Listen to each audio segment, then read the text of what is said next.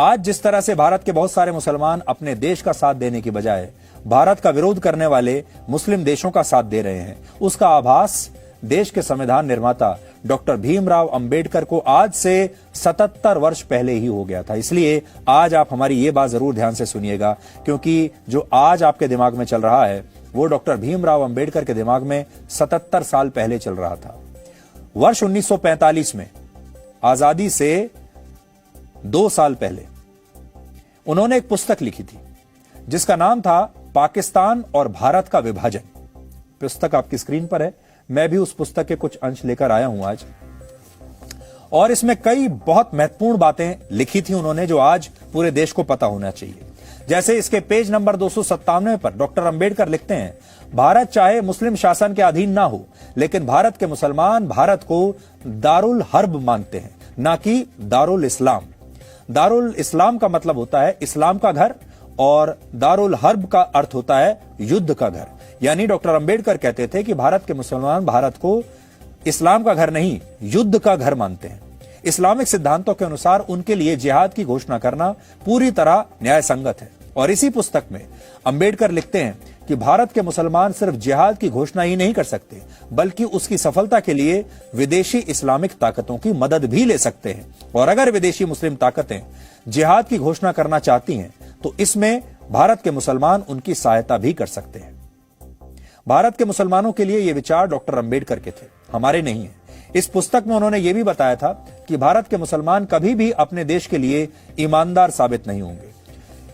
इस पुस्तक के पेज नंबर 337 पर वो लिखते हैं कि इस्लाम धर्म एक बंद खिड़की की तरह है जो मुसलमानों और गैर मुसलमानों के बीच भेद करता है। इस्लाम धर्म में जिस भाईचारे की बात कही जाती है वो भाईचारा मानवता का भाईचारा नहीं है, बल्कि उसका मतलब सिर्फ मुसलमानों का मुसलमानों से भाईचारा है।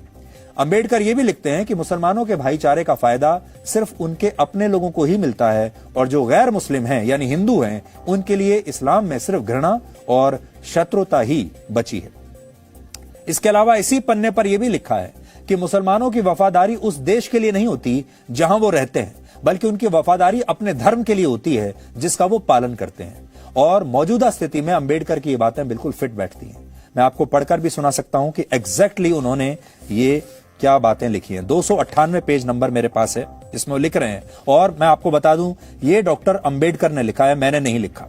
वो लिख रहे हैं, एक तथ्य यह भी है कि भारत चाहे एकमात्र मुस्लिम शासन के अधीन ना हो, दारुल हर्ब है, और इस्लामी सिद्धांतों के अनुसार मुसलमान द्वारा जिहाद की घोषणा करना न्याय संगत है।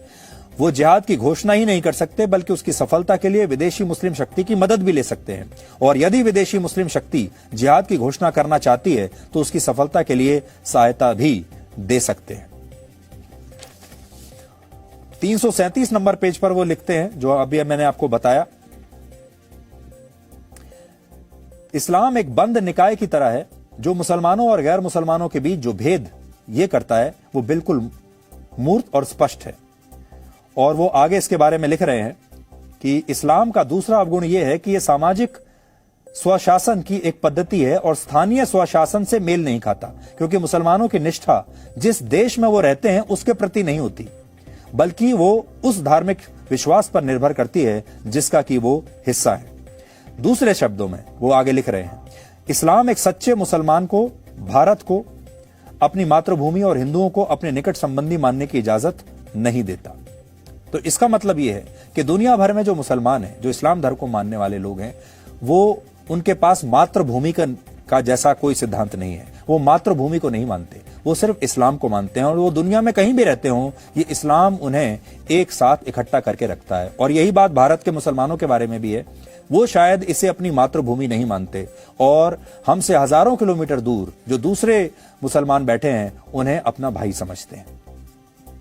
तो ये इतिहास है, ये सिद्धांत है, और इसीलिए हमने आपको ये कहा कि अब ये एक धर्म युद्ध बन चुका है, क्योंकि जो कुछ इस्लामिक देश भारत के खिलाफ कर रहे हैं वो सब कुछ धर्म के आधार पर है, वो तर्क के आधार पर नहीं है, वो लोकतंत्र के आधार पर नहीं है, वो अभिव्यक्ति की आजादी के नाम पर नहीं है, वो मानव अधिकारों के नाम पर नहीं है, सिर्फ धर्म के नाम पर है, सिर्फ और सिर्फ धर्म। और ये जो धर्म है ये 57 देशों के 190 करोड़ मुसलमानों को एकजुट कर रहा है। लेकिन उसी धर्म के आधार पर अगर हम भारत के 100 करोड़ हिंदुओं की बात करें तो वो आज भी बटे हुए हैं, क्योंकि उनका धर्म उन्हें एक रहने पर मजबूर नहीं करता।